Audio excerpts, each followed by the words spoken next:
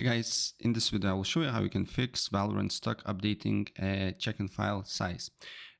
So first thing what you need to do here, you need to open up your PC, and then you need to look for the disk where you install the game and make sure it's have enough free space. So always make sure to do so before you update it, because it can be the reason why you're getting this.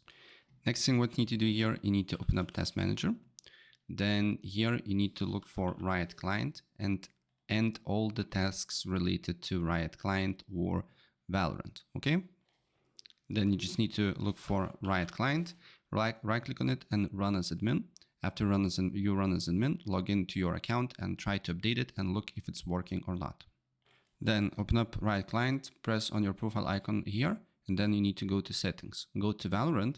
And then if you have this option here enabled, disable it like this, and then press repair and wait until repair process is done here. And after it's done, you just need to go to Valorant here, and it should be working, right? So that's pretty much it.